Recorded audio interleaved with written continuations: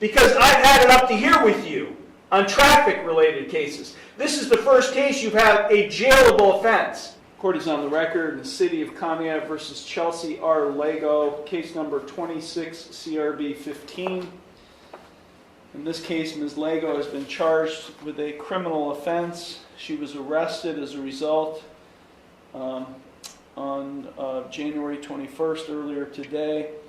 The court is also going to take up 3 other cases where Ms. Lego has had warrants issued for her arrest as a result of failing to appear for a review hearing on January 15th, 2026 at 1 p.m.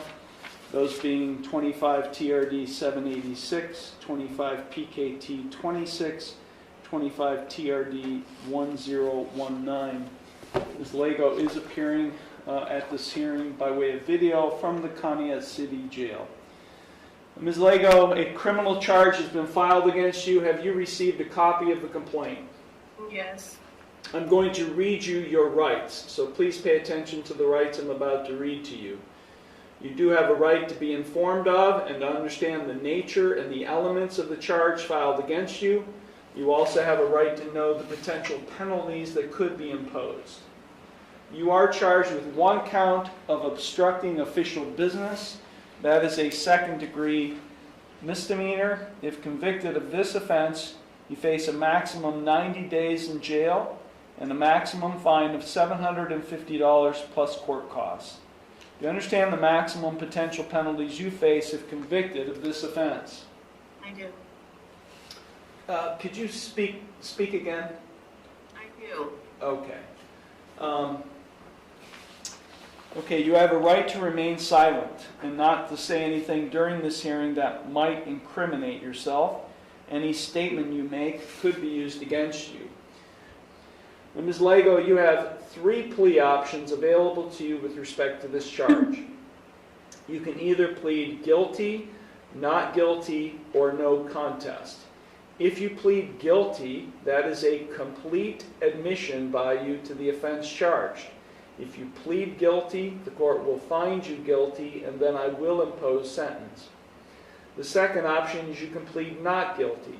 If you plead not guilty, that is a denial by you to the offense charged. And as I said earlier, if you plead not guilty, I'll set your case for further proceedings after today, and I will set a bond. The third option is you can plead no contest. If you plead no contest, that is not an admission of your guilt, but it is an admission by you of the truth of the facts alleged in the complaint filed against you. If you enter a plea of no contest, this court will find you guilty, and I will impose sentence without any evidence being presented against you. However, the plea of no contest cannot be used against you in any later civil or criminal proceeding. Ms. Lego, do you have any questions regarding the rights or the plea options I've just explained to you? No. Okay, so with respect to this charge of obstructing official business, a second-degree misdemeanor, how do you plead? Guilty.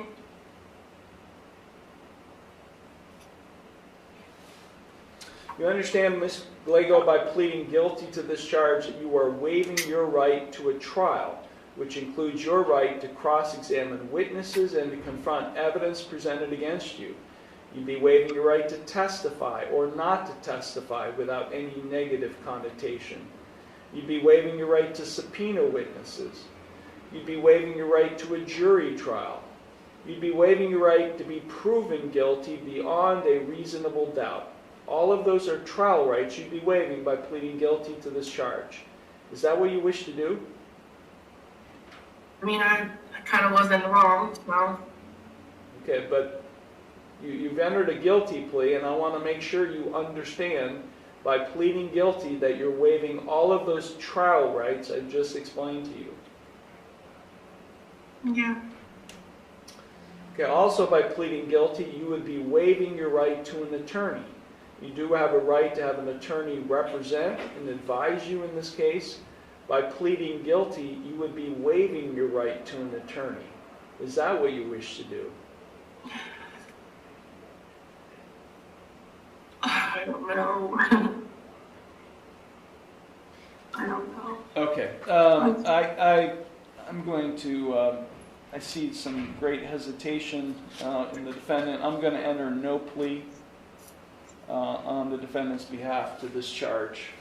I mean, I was technically. I don't want you to say anything that might incriminate yourself. I'm just, when I see hesitation by defendants like yourself, meaning they don't understand or they don't know what to do, I'm going to enter no plea. In this case, we'll have to proceed further. Okay. Do you wish me to consider appointing an attorney to represent you? Sure, yes. Okay. Do you have any source of income? Right now, no. I mean, I was working When's the last time you worked? a couple days ago.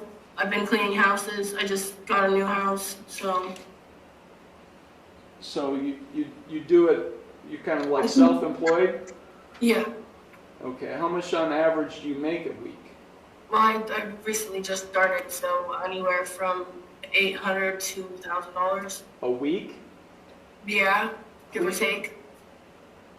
How long? I was taking out more stalls too, so I'm my sorry? neighbor. Say that again?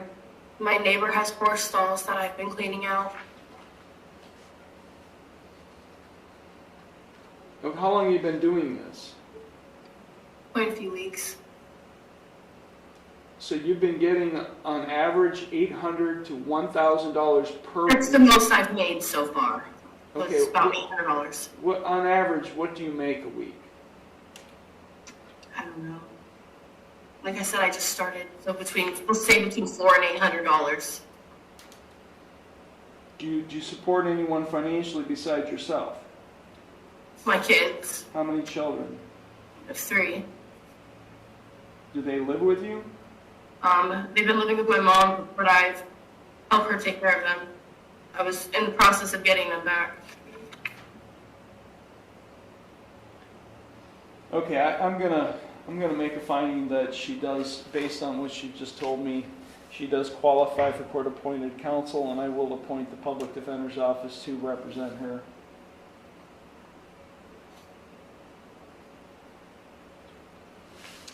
Now I'm going to address the issue of bond. Where do you live, Ms. Lego? Center Street, which is where my mom lives, and Harmon Road. Also Coney Island. So your mom lives on Center Street. Who lives on Harmon Road? I do. Who do you live there with? Myself. Do you rent the place or do you own it? It was bought for me. So if that's your home, why do you go between... Because my children live with my mom, so I go over there. It's where you can find me. There's 2 places you could find me. So help me understand, why did you fail to come to court again on Because I January never received 15th? it. Excuse me? I never received it. You guys have the wrong address. You guys have 480 Center Street. This is the 2nd time I've missed court because you guys sent me the wrong papers. Ms. Lego, let me explain something to you. I have in the files a signed receipt. When you were last in court, you signed a receipt, and I'll give you the date. You signed it on December 10th, 2025, and it gave you written notice of the hearing on January 15th, 2026 at 1 p.m. We didn't mail anything to anyone. We gave you notice in person on December 10th. So why weren't you here on January 15th? I've had multiple court dates for stuff that happened years ago in Ashtabula. I've been overly worked, overly stressed. I've been dealing with things at home with my 11-year-old son. I didn't realize. I was thinking that it was towards the end of the month. For some reason, I was thinking it was like the 30th. I had no idea it was the 16th, or I would have at least called and to reschedule something. I had no idea.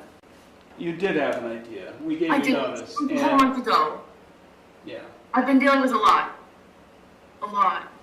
My son is 11 and he's going through a lot of stuff. That's a whole different situation. I would have never missed.